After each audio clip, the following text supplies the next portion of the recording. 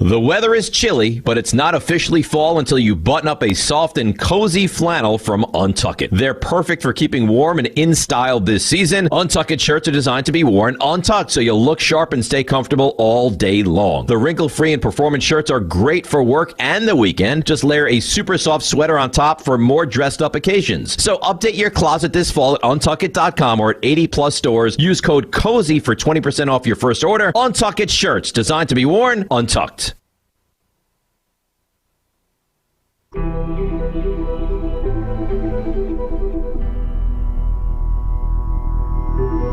You are listening to Think Theory Radio.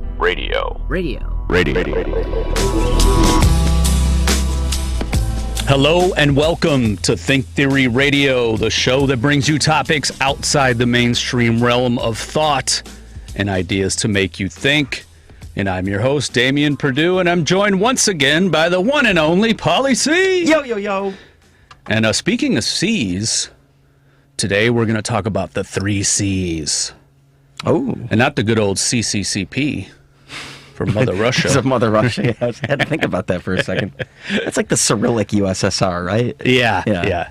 I couldn't pronounce what it actually stands for, but cool T-shirts though. If you get the CCP with the sickle and hammer.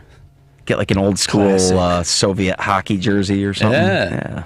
They were, they might not have been good at everything, but they were good at branding.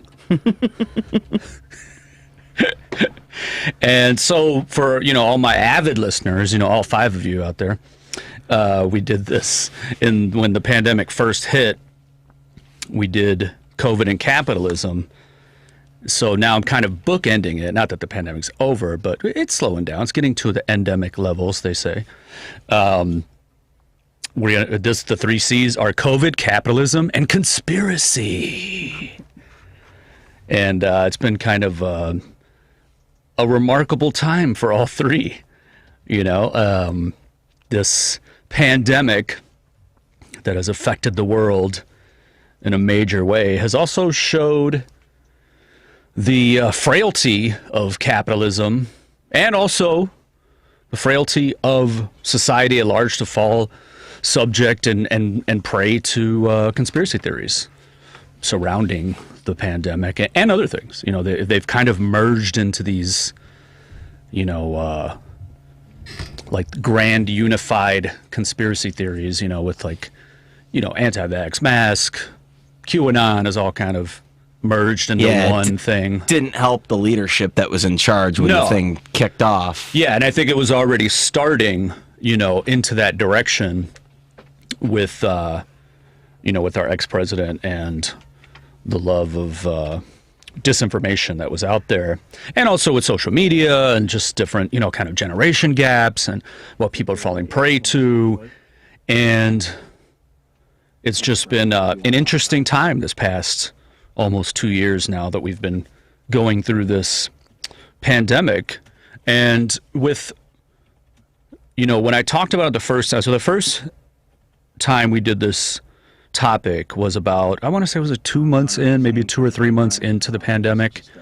And my interest at the time was, okay, is this going to show how, capitalism is flawed and how it doesn't really work for the people? And in most respects, the pandemic has shown that in so many different ways. And everything from just the way it's affected workers, the way it's affected health, the way it's affected, first world countries opposed to third world countries, and how, it's the rich have gotten richer, the poor have gotten poorer, and there's still the lack of access to proper health care. All this stuff has been exposed. But has it really changed?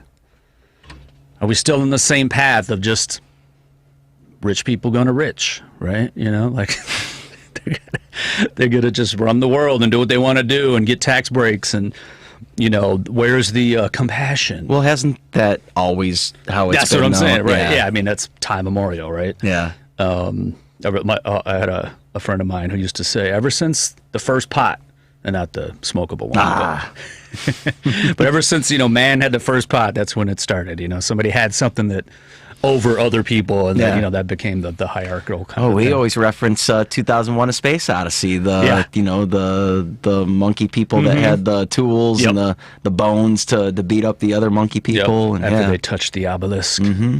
Whatever happened to those obelisks? Remember they were... Yeah, right. Well, they were. We gave it away. It's in 2010, the year we make contact.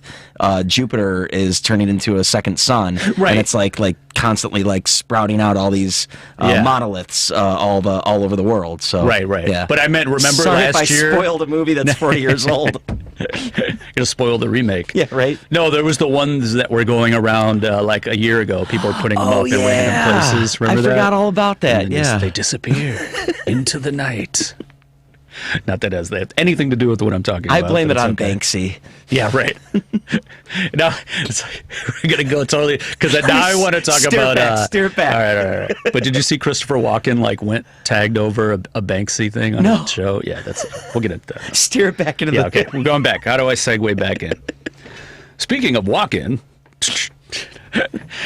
so looking into it, digging now a year and a half later, and you can really see how these billionaires have made tons of money. And I have a bunch of stats here that we'll get into, and also Oh yeah, well, especially Bezos and Musk have. Yeah. Musk, anti-Musker, you Elon- anti-Musker. Elon Musk. He went past Bezos. Yeah. So now he's worth more. I mean, it always changed though. For It's sure. all based on how their stocks are doing, Yeah. essentially. But it's still what is it? I mean, you still have it's Bezos, Gates, Musk, Buffett. Carlos Slim, I think, was Yeah. up there at one point, And but that's been years. It's all old rich white guys. No, except for Carlos Slim. I think he's pretty white though. Have you ever seen him? White I Mexican think he's guy. like Spaniard though. He's got that European bloodline. Yeah. Not the indigenous. Not from the Mayans. The Hernando Cortez part of Mexico. Exactly. Okay. So it's kind of the same. It's it's just a bunch of rich white guys around the world. And even with the vaccines, I want to get into this too, because while it's all great that they've developed these vaccines really quickly and it's helped, it's not like they did it in this super, compassionate way of we're going to help the world. It's very profit driven. And they've cleaned up. The only one I'd kind of give credit to is AstraZeneca, that actually they haven't been making profits, and they're not going to until next year. So they just disclosed that they will start selling the vaccines at a profit next year. But since then, they've been selling them, I guess, at cost or donating them to countries. But you see the difference between, when the vaccines first started coming out, what was it? The first world countries started hoarding them, and the third world countries that were the ones really being affected by the virus at that time were left out in the cold. And then you have, Pfizer and all these ones complicating things with not allowing access, maintaining the intellectual property rights to these vaccines so that they could profit in the future, and not allowing more generic companies in these third world countries to develop the vaccine based on their recipe. It always kind of cracked me up when the vaccines were first readily available, or at least starting to get readily available. You saw all the big news people, like Al Roker, all those people I'm going to get it now to prove that it's all right. And all the people stepping over each other to get it first. It was always rich people, well-known people, celebrities, that sort of thing. And then people were asking me hey, are you going to get it? Are you going to get it? And it's I got to drive 80 miles to the nearest place that's doing it. I don't I'll wait till it comes near me to get it. It's but it just kind of proved to me that's I guess I'm not important enough to get the vaccine because I gotta wait to get the vaccine. Well, and there was that whole scandal here locally in Chicago with I forget the hospital, but they hoarded all those. And then they had a vaccine party at some Gold Coast salon. And this was a hospital on the west side that's for underserved people. And then we're going to take all your vaccines, give them to the rich on the Gold Coast. So there's been a ton of that. There's been just this, you see the inequality of it.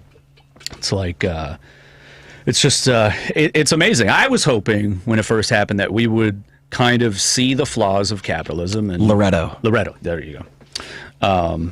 It's also a good Jack White album, Loretto. I think that's Lazaretto. Yeah, okay. Dang it! So close. Curse my pop culture brain. That is a good album, though. And song. Oh, he's a great guitar player and songwriter. Yeah, definitely. Before we get to the stats that I have about the rich and COVID, let's get to the phone calls. We got Brian and Joliet. What's going on, Brian? Hi, great show, guys. Thank you. Thank you. I want to talk about a show called The Prisoner. It starred actor Patrick McGowan, who starred in Secret Agent Man in the 1960s. I am not a number. Yeah, and I believe it was aired first in the summer of 1968, and he was the executive producer and main writer. And in the producer, he is John Drake from Secret Agent Man, and they give him the number 6, and he angrily, in The Prisoner, he angrily resigns and is kidnapped, taken to a place named The Village, where they employ every physical and psychiatric torture upon him in order to get information as to why he resigned from British intelligence. And the show clearly is saying that citizens must assert themselves if they want to keep democracy or live in a totalitarian society. And the reason he resigned was to protest actions of British intelligence community and to assert his own right to his own individuality. Also, the show asks the audience if the society's current values are moral or immoral, and if they're immoral, it's the duty of a citizen, every citizen in democracy, to challenge that which is immoral. And in the end, episode 17, the prisoner wins. He beats off every thing that British intelligence throws at him, and it is extremely relevant for what's going on in our society today, politically, socially, and economically. Yeah, I was a big fan when I was younger. I have not seen the show in a long time. That'd be a good one to revisit, yeah, and try to kind of parallel it to today's society and how everything is going. It parallels really accurately to what's going on in the U.S. today, yeah, in terms of whether we're going to keep democracy or go to fascism. Okay, I'm gonna have to revisit that. That's actually a good one to remake if they ever, if they ever do that. But they can never make it any better than the way it was. No, it was great. But it'd be interesting to see. Good. It was the only show that I ever remember that they actually ran in 1978 on PBS, and then 1993 they ran it back when A&E was worth watching. They ran The Prisoner in 93 or 4. So there's no need for a remake. It is wonderful the way it is. All right. Well, thanks for the call, Brian. And I'm gonna have to, revisit The Prisoner. Did you ever watch that, Paul? It was a good show. Never saw it, but I remember everything goes back to The Simpsons for me. Yeah, of course. Yeah. There's an episode, the computer wore menace shoes that totally steals from The Prisoner. The bubble Yep. Coming to get him. And Homer, I think, was number 6. Yeah. And yeah. I am not a number. Speaking of numbers, what I was talking about earlier, U.S. billionaire wealth surged 70%. $2.1 trillion during the pandemic. They're now worth a combined $5 trillion.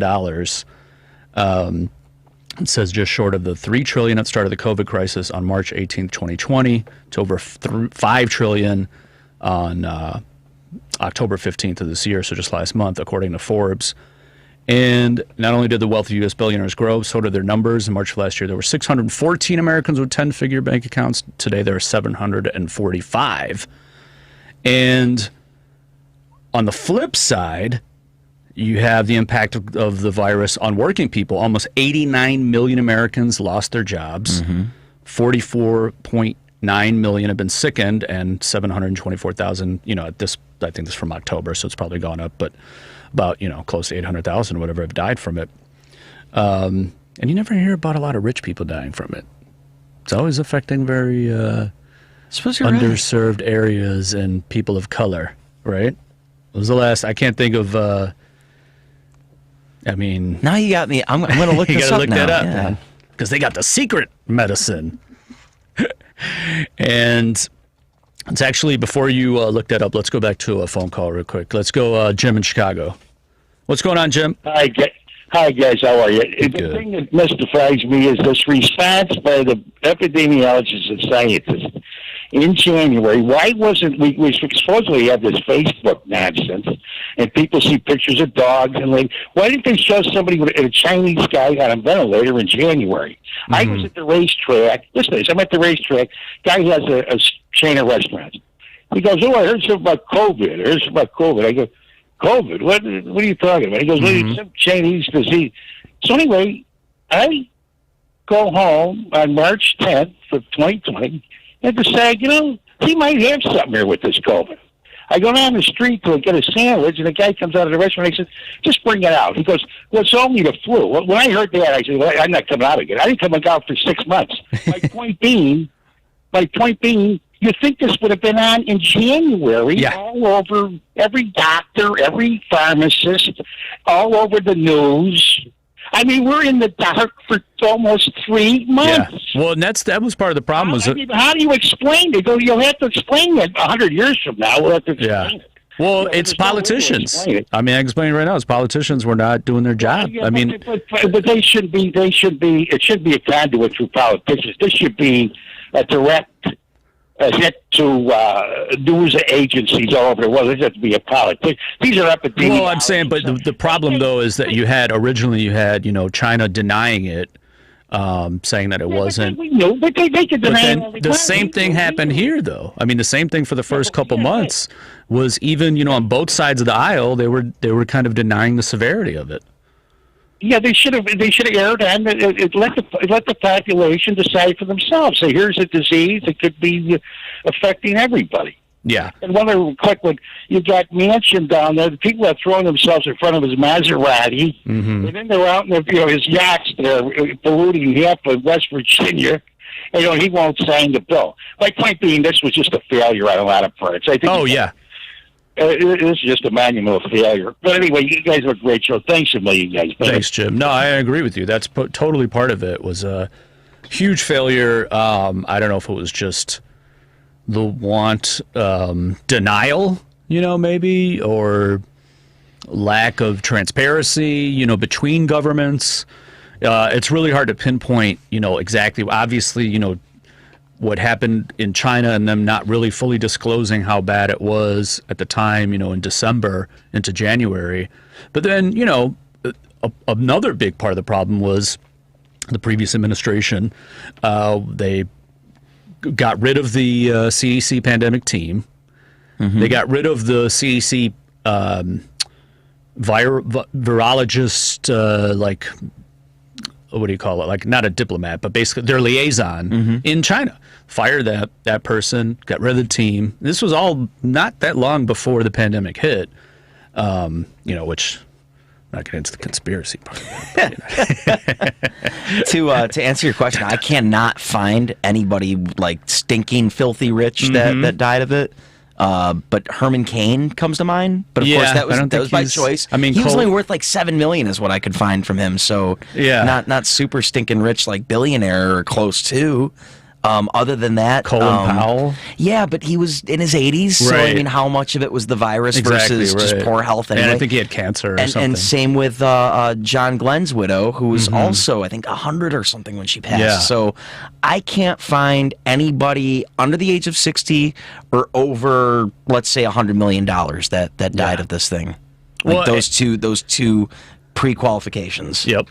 Exactly, because they got they could get helicopter flown in to they can the get best hospital. The monoclonal antibodies. They get the cocktail. Regeneron. You get the monoclonal. You get throw in some ivermectin and some hydroxychloroquine. Yeah, well, remdesivir, if you catch it quick enough, is supposed to work. Yep.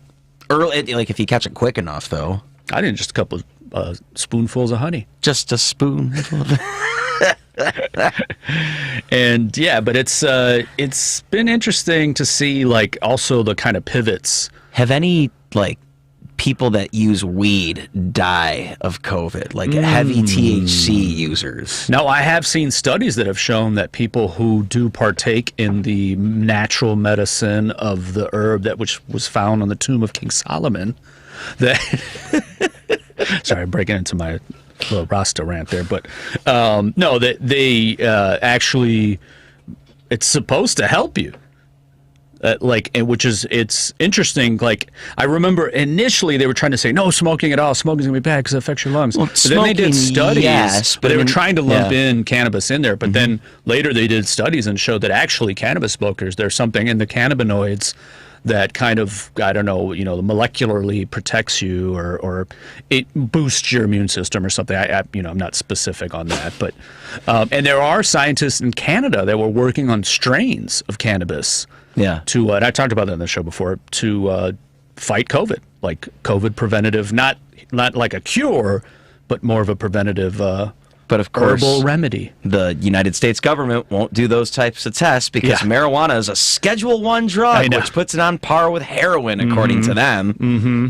Yeah, and the feds are still raiding, legal cannabis dispensaries in states where it's legal. Yeah. So, I don't know. Check that scoreboard, though, to see how many people have died from using marijuana. Yeah, I'm going to look that up. It's 0. 0. There you go. 0. And I'm not talking about people that have smoked it and gotten into a car accident. Oh, yeah. No, I know. 0 overall. 0 I thought you overall. meant with COVID. Yeah. No, okay. yeah, I know it's 0. Scoreboard's up at like millions across the world. But yeah. But I have to look that up, yeah. We got to take a quick break. If anybody wants to jump in on this conversation, give us a call, 773-763-WCPT. That's 773-763-9278. And we'll be back with more Think Theory Radio.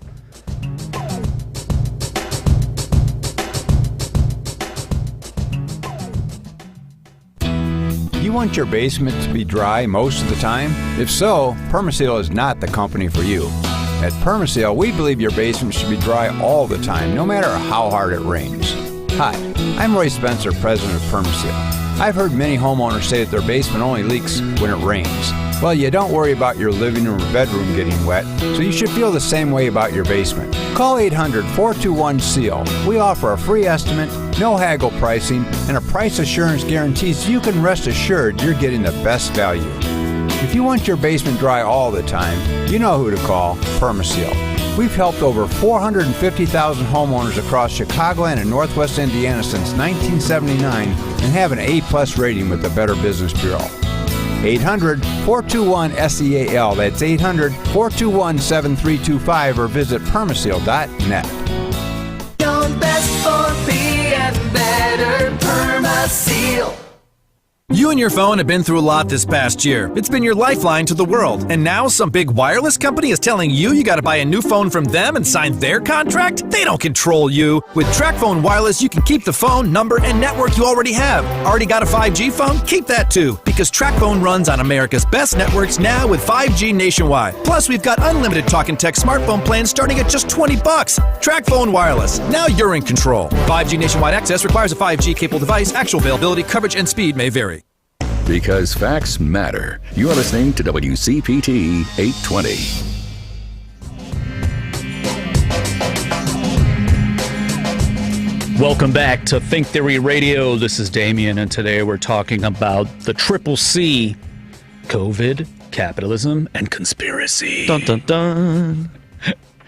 And yeah, basically, this is kind of my full-on assault of capitalism. Triple C was my grades for the triple R's in school. Oh, well, I think I was not the best student. Yeah, I think mine more went along with the first letter of my name, if you know what that is. Before we get to some more stats, let's take another phone call. We got Dave in Hoffman Estates. What's going on, Dave? Hey, Damien. I just mentioned to the screener, forgive me, I forgot the name. It's Paul. Don't worry about it, Dave. It's okay.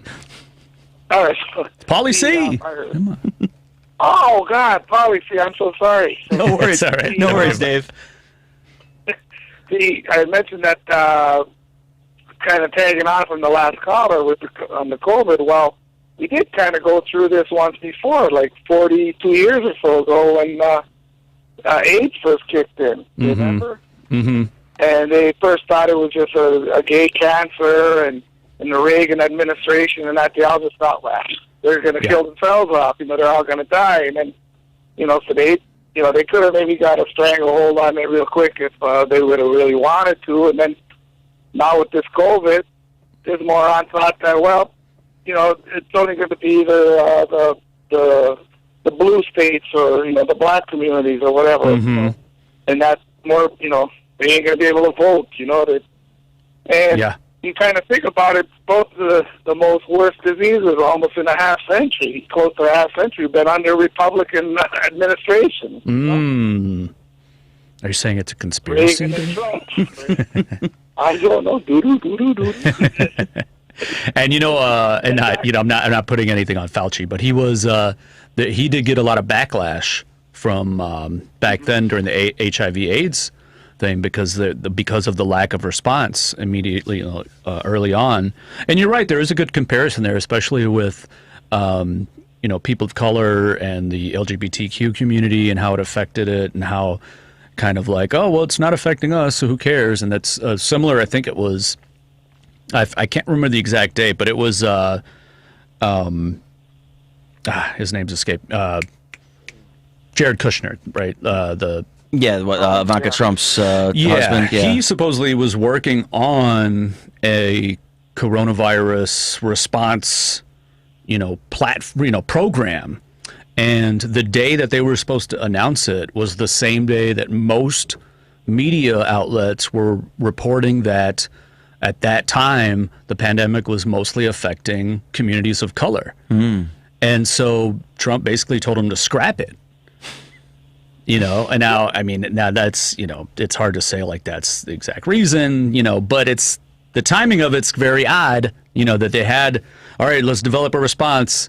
Wait, who's it affecting? Scrap that. I always go back, though, to the Bob Woodward report that he talked to Trump back in, January when it was, they were aware of it. They didn't know how much of a problem it was going to be, and he was telling Woodward, oh, it's terrible. It's so contagious. And then late February, I think it was February 27th of 2020, he says at a rally, oh, this is the latest Democratic hoax. Right. So, they were well aware of this. Yes.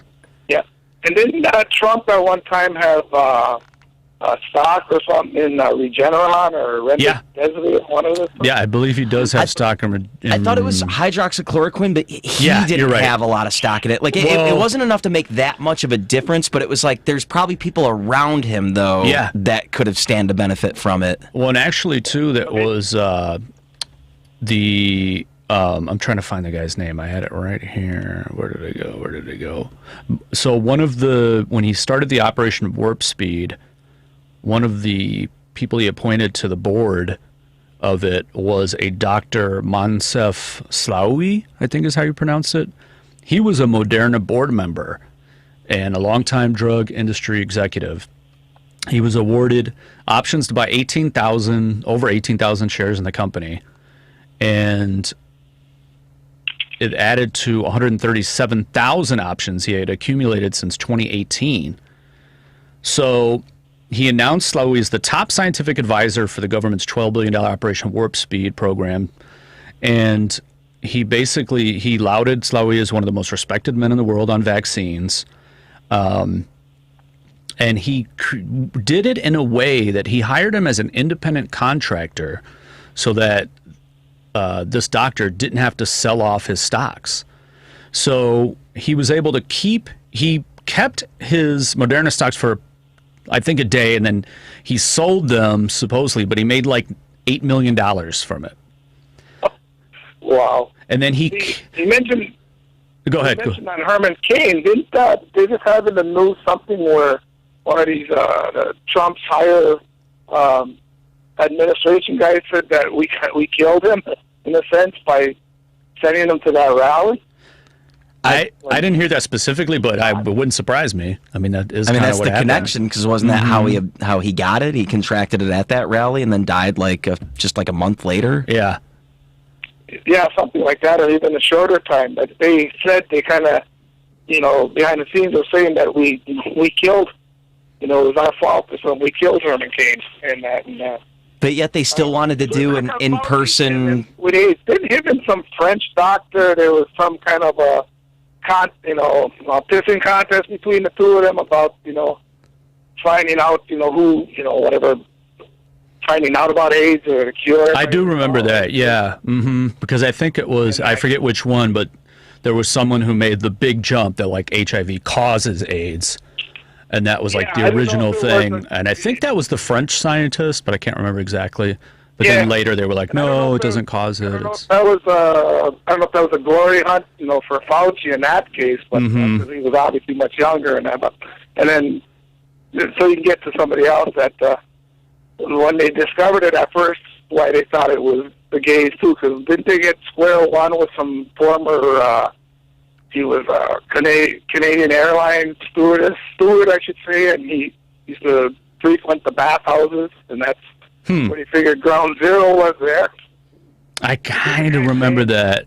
I remember hearing about that. Yeah. I can't remember the specifics of it, but yeah, it doesn't surprise me. Though. Let me clear off so you can get to the others, guys. Thanks. All right, thanks, Dave. Great talking. You too. Thanks for calling in. Have a good one. But yeah, if you look at, it's also an interesting thing to me is like the whole, the former president's like stance on like, his flip-flopping on kind of like, you don't need the vaccine, but meanwhile... Well, now he's saying it at his rallies. Yeah. Like, you got to take it. Mm-hmm. But then even before that, though, I mean, here he is. He appoints this Moncef Slaoui,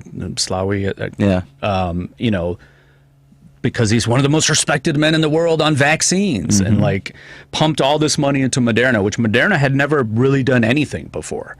They made no beneficial medicine, or they definitely hadn't made any vaccines before this. And aside from that, Slaoui held nearly 500,000 shares in GlaxoSmithKline, another vaccine producer, which also got money from Operation Warp Speed. And in that one, he was allowed to keep all his stuff. Now, he could have kept his Moderna ones. He supposedly sold it, out of good faith or whatever. Although he made $8 million. And the GlaxoSmithKline, he said, no, I'm not selling that at all. He refused to because he said, that's my retirement fund or whatever, Carlo de Notar Stefani, an Operation Warp Speed advisor and former senior executive at Teva Pharmaceuticals, owns 665,000 shares of the drug company stock as of March 10th. So Teva is the one that created the hydroxychloroquine. And so here, Trump's promoting that, right? Mm-hmm. At the same time, he appointed one of the former senior executives of the company as one of the Operation Warp Speed people. So it's like, it's hard to directly tie him to like say, oh, he owns all this, amount of stock and he's profiting from it. But, these kind of bedfellows is interesting when you look at who these Operation Warp Speed advisors were. Like there's another one, Doctors William Earhart and Rachel Harrigan own financial stakes of unknown value in Pfizer, which in July announced basically a $2 billion contract with HHS for 100 million doses of its vaccine. So even though like Pfizer didn't get money directly from Operation Warp Speed, they got a ton of money from the government, and these Operation Warp Speed advisors own stakes in Pfizer. So there's just this money grab that's just it's outlandish when you look at how much profits they're making and are continuing to make and will make records even again next year. Moderna, BioNTech, and Pfizer are reaping so much profits due to the monopoly I was talking about earlier. They own the intellectual property rights on the mRNA COVID vaccines. They went upwards of 69% profit margins in the case of Moderna and BioNTech.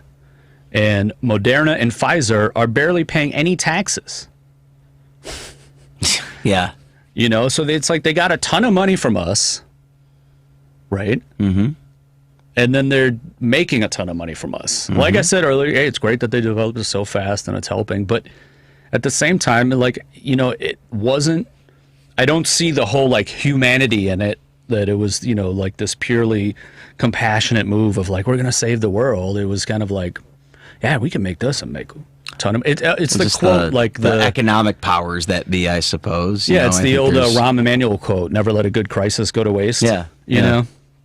Which, he didn't originate that. No, I know. Thing, but of course, yeah. But he's the most known. Probably going to be on his epitaph at this point. Let's take another call before we go to a break. We got Tim in Lombard. What's going on, Tim? Yeah, I'm one of your loyal listeners. Well, thank you. And I I want to talk about one good thing that's come out of this whole COVID disaster. I was reading in one of the most recent issues of Chemical Engineering News, which is put out by a weekly publication from the American Chemical Society. Mm-hmm. Arizona State University is starting a vaccine trial in canines and dogs with mRNA vaccine technology right now to prevent cancer. Wow. They're doing the trial right now with canines. If they can prove that they can prevent cancer with mRNA technology, then they'll step up to chimp trials. And once they finish chimp trials, we could, in our lifetimes, get a vaccine and never get cancer. That would be amazing. And I mean, I know that the mRNA technology is really fascinating. And the COVID ones kind of stem from mRNA vaccines they were working on for HIV. We were talking to Dave about HIV and AIDS. Well, so it's interesting that, you're right. I mean, this could spur a whole new generation of I don't know if it'd be cures, but a revolution in medicine. Absolute, complete revolution. I mean, imagine it.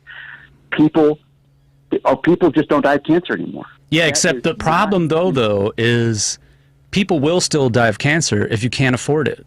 That's the problem. Like, this is what I'm talking about with the vaccines here is, there are still countries that can't get it. And these companies, Moderna has so far refused to drop the prices to make it available for third world countries. Like I said, AstraZeneca is the only one that didn't take profits originally. And I don't know if this would be great. They make mRNA vaccine for cancer. Will everyone be able to get it? I don't know. Is it going to be thousands of dollars, hundreds of thousands of dollars? What's going to be, like some of the HIV AIDS medication is so far out of reach economically for a lot of people in third world countries.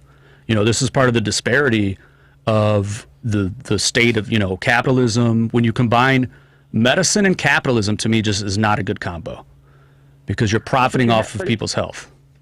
Well, I understand that, and there has to be a balancing act. But if you don't have some profit motive, you're not going to get these breakthroughs. I mean, how many breakthroughs came out of the United States, and how many breakthroughs in science came out of the Soviet Union? I mean, there's been, came out of the Soviet Union. But some things are vaccines themselves are pretty old. I mean, the Chinese were making vaccines 1,000 years ago by taking pus from people who were infected and drying it out and having people sniff it. And they weren't doing it for profit. They were doing it to cure people. Well, I'm sure people back then were making a profit off it. But I understand your point. There has to be a balancing act between, we have to allow these companies to make money and be profitable because they are businesses, they're not .orgs. But I understand the flip side of your argument is that we have to make it available to everyone, or then we become a two-tier, society. We're living in some dystopian universe. Exactly. It's like, I just, reading some of these stats, the People's Vaccine Alliance has estimated that the three corporations, Moderna, BioNTech, and Pfizer, are overcharging and pricing vaccines by as much as $41 billion above the estimated cost of production. Yeah, but they have to make a profit. I mean, that's part of being. Yeah, but they're overcharging though, and they're it's like. Overcharging, defined as what? Well, yeah, I know what you're saying, and I'm not saying people shouldn't profit from their product, but what where does it get when? And you're saying 41 billion, and it's not like the entire 8 billion people in the world are vaccinated, so it's got to be dollars upon dollars over what the cost to make it is. I mean, they're making 69% profit margins. Well, thankfully, we live in a democratic republic where we can have these discussions. And if we want, we can limit corporations as opposed to being in a totalitarian state. Oh, for sure. We wouldn't have any kind of discussion. It simply just would have to do what the one party told us to do. Yeah, and I think that's part of the problem. Initially within China, because they're so much more of an oppressive government that the information didn't get out about how severe this virus was. So you see the flip side of that, where if maybe it started here, there wouldn't have been that case. There would have been more transparency. But that's hard to say. But no, I hear what you're saying, Tim, and I hope, man, I would love to see the mRNA vaccines for cancer, and it'd be a beautiful thing. And I hope by then we have universal health care. How about that, Tim? That will be even better. I agree with you on that one. All right, Tim, I want to thank you for the call. We got to take a break. And if anybody else wants to jump in, give us a call, 773-763-9278. That's 773-763-WCPT. We'll be back again with more Think Theory Radio.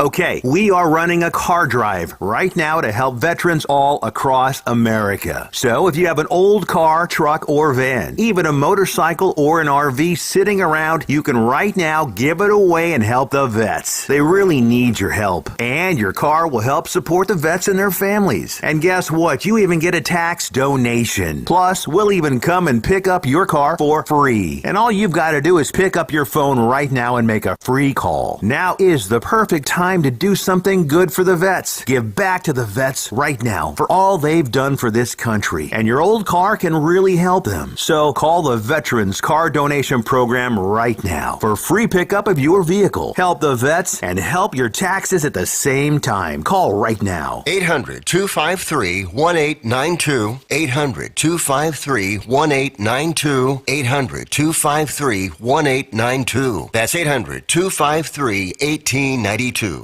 Hey, this is DJ Super Save with an incredible app everyone who buys gas needs to know about. Get Upside. My listeners are making up to 25 cents for every gallon of gas every time they fill up. Just download the free Get Upside app in the App Store or Google Play right now. Use promo code LOCK and get a bonus 25 cents per gallon on your first fill up. That's up to 50 cents cash back. Don't pay full price at the pump anymore. Get cash back using Get Upside. Just download the app for free and use promo code LOCK to get up to 50 cents a gallon cash back on your first tank. Some people who drive a lot are making as much as $200 to $300 a month in cash back. And there's no catch. The cash back gets added right to your account. You can cash out anytime to your bank account, PayPal, or an e-gift card for Amazon and other brands. Just download the free Get Upside app and use promo code LOCK to get up to 50 cents a gallon cash back on your first tank. That's code LOCK.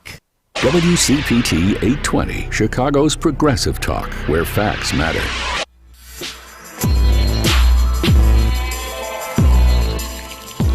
Welcome back to Think Theory Radio. This is Damien, and today we're talking about the 3 C's: COVID, capitalism, and conspiracies.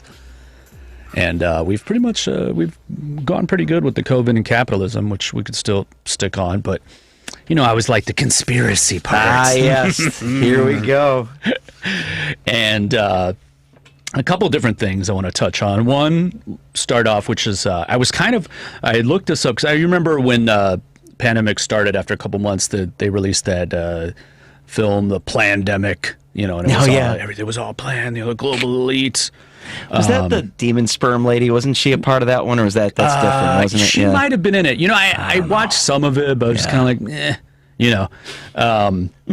But I just wanted to see, where the guy who made it is today. Yeah, okay. Right? So, Mickey Willis, who was the producer and filmmaker for that, and I found out some interesting things about him. He is originally from this kind of the hippie commune place called Ojai or Ojai. I don't know. It's Ojai. I don't know. I've never heard of it until I read this article, but I guess it's some. There's still hippie communes? Yeah, but I think this one's kind of an affluent one. Okay. No, seriously. There's people with money there. No, I crack up because it's like Trustafarians. Yeah, exactly. Yeah, exactly. And so originally he was from there, and he was, I guess, kind of on the more spiritual, health and wellness side, a little more to the left. And he was a big Bernie Sanders supporter, and he was into composting and women's empowerment. Well, now he works for the right-wing attorney Lynn Wood on the defense of the accused murderer Kyle Rittenhouse. So pause there for a second. You got to do a future episode on how many people completely flip-flopped from Bernie to Trump. Yeah. Including the Jefferson Park overpass lady that died of COVID that used to like hold up. Oh, really? I didn't know she did. Really? Yeah. She used to come on Ben's show or call in at least. Yeah. Not only did she flip from Bernie to Trump, she died of COVID. Wow. This is like within the last year. I did not know that. Wow. Yeah. Okay. Yeah, there's been tons of that, which is, I did the whole Conspiracy Crossroads episode where I talked about, and me and other people who are like kind of more leftist conspiracy-minded people, like we trip out on the fact that a lot of people we know started going towards the right, you know? Similar with this guy who produced Plandemic. He actually went to the Capitol insurrection. He wasn't charged or brought in or anything because I guess he was on the back side of it and didn't actually enter the building. He got lost. But the fact that he's like, now he's working on the defense for the defense attorney of Kyle Rittenhouse. Like, talk about Let's not talk about that trial. No. I don't want to talk about that trial, but I just, I'm saying with this guy who was the filmmaker of the Plandemic has gone from that to this. And, back to never let a good crisis go to waste. I'm sure Plandemic was a great stepping stone for that guy. Although I did read, in his, there's some quotes from him, and he was saying that before, he was working in Hollywood, and he had deals with Netflix and stuff that was going to happen, and after the Plandemic thing, he lost everything. So I don't really know if he profited from it. Yeah, but I'm sure there's got to be, we've seen that, when he has a book out, and, the there's quote-unquote right-wing mafia, of like, there's definitely, look at Rittenhouse's trial got crowdsourced, like his defense, it was like $2 million for his bail, and like took care of that lickety-split. So I'm sure he's making some money from it. I don't really know if that was the reason to do it or if he just mentally flipped or there's a lot of people like we just talked about. There's a lot of people that got caught up in this belief that our former president was some kind of savior against the global elite, which is if they don't see that he's part of it. I mean, just the fact that I read all of those stats about how much money he gave to these people in the pharmaceutical industry. Yeah. So if you're anti-big pharma and pro-Trump, you make no sense because no. But one of the other interesting conspiracies, right, was the lab leak theory. Oh yeah. Which, as reading an article, I got this from Economic Times, and isn't that theory still kind of being pursued because now there's more information has come out that's kind of made it look bad. Not that I totally believe that theory, but an interesting thing is so you have the acclaimed scientific journal, The Lancet, right, which early last February was, or not this February, but the previous February. Like they were very strongly condemning these conspiracy theories about a lab leak, saying that there's no way that it would happen. There was this open letter that was printed, and so this is just ridiculous. And then it actually turned out that it was Peter Daszak, who was a British scientist and president of the U.S.-based nonprofit EcoHealth Alliance, that secretly orchestrated that letter. And this is what's all coming to light now, that there was funding from EcoHealth Alliance with the Wuhan Institute of Virology, and they were working on, that gets into this whole gain of function thing. Were they working on gain of function? Were they not? Because, there is somewhat evidence that they were. It may not have been with the COVID-2 virus or SARS virus, but they were working on this type of, research.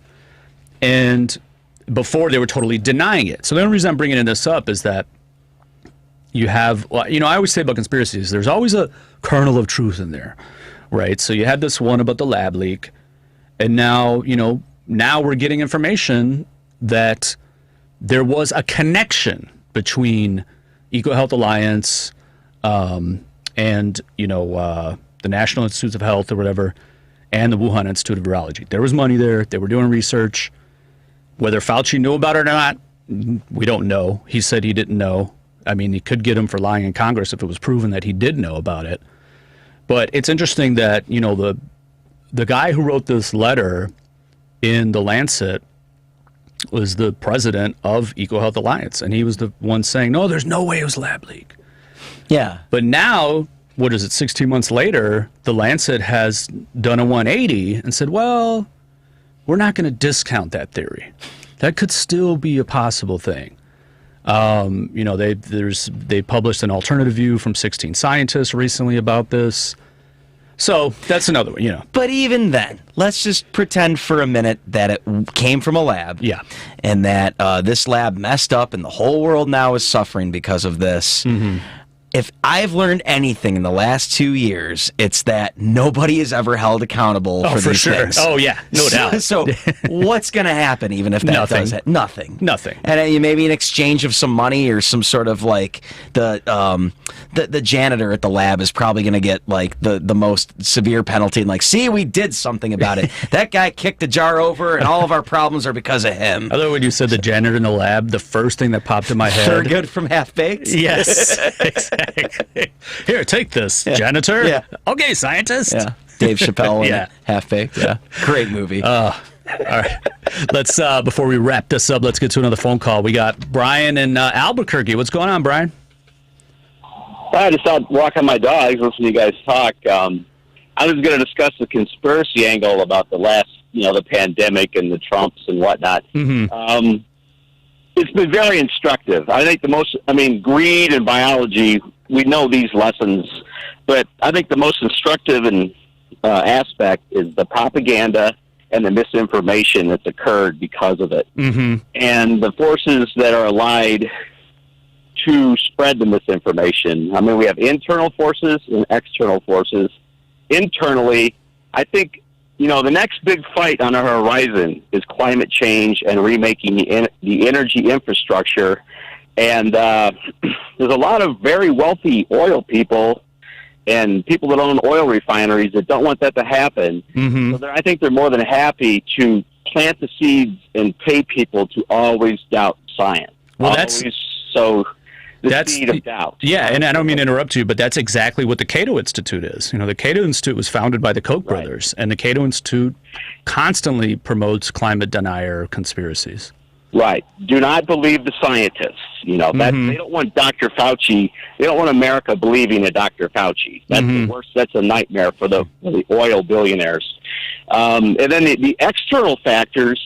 We have China, Russia, Iran, other bad actors that want to sow discontent and sow confusion among the American populace so that democracies look weak, ineffective, messy, and stupid. Mm-hmm. Therefore, the people that live in those countries with authoritarian governments like, say, Saudi Arabia or China, those people were willing to say, hey, we got it good with our strong man. We'll put up with him.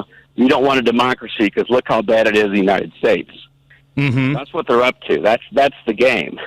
But the level of disinformation and propaganda has been off the charts. I think that's the most important lesson for America. Oh yeah, to really that's a job industry in some countries. These kind of farmhouses of disinformation where they'll pay teenagers and college students over in where is it maybe in Turkey, but it's not Turkey. You're not getting into some weird George Soros territory. No, but that's but the ones that promote the kind of George Soros conspiracy stuff are these. They basically what did you say, Brian? Did you say a place? I said Montenegro. Yes, and other European countries. Yeah, they'll pay. They just set up a big office and they have a bunch of people come in and they go online and they're just setting up spam bots and different disinformation campaigns, and it's literally a job. These kids paid like $100 an hour, or not $100 a day to do this. It's confusion. Confusion is the product. They want to sow confusion in the Western world, and there's billionaires and authoritarian communist dictators that are doing that to us constantly.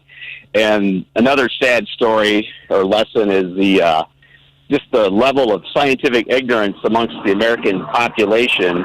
And And then the physical condition of the average American citizen is pretty poor. Oh, yeah. 40% of our country is obese. Yes. Probably 70-80% of Americans don't get any exercise whatsoever. And I've talked about that on the show before. I think that's one of the big reasons that we got hit so hard is our lack of proper health care in this country, and kind of neglect too, in the eating proper and exercising and being educated in how to do that, But hey, Brian, I got to thank you for the call and let you go because thank you, man. We're wrapping up the show, but real quick, I know too long, but the other one that I found interesting was the kind of anti-socialist conspiracies. This was set up so that they could turn the world into the socialist utopia. What? I don't think the New World Order wants to take over and be a giant socialist. To buy my vitamins. And meanwhile, socialist countries are moving away from free healthcare and all this corporate influence, and I don't think capitalists and globalists are really trying to get us into socialism, but. We've got the documents. Yeah. we'll unleash them soon. The lesbian frogs, we'll stop them. We'll stop them right wherever they change. I want to thanks everybody for calling in, and thanks for everybody for listening. We'll be back again next week and every Saturday right here on WCPT 820 Think Theory Radio.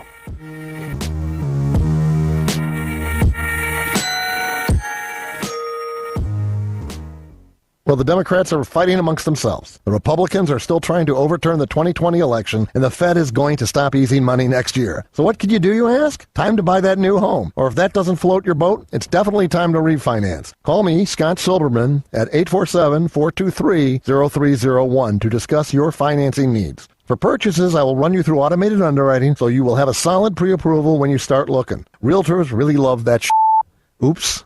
For refinances, whether you are looking to get cash out to consolidate debt or do some home improvement, shorten your loan term, or just get a lower rate, quit waiting. The Fed couldn't be any clearer. Rates next year are going up. So call me today, Scott Silberman, at 847-423-0301.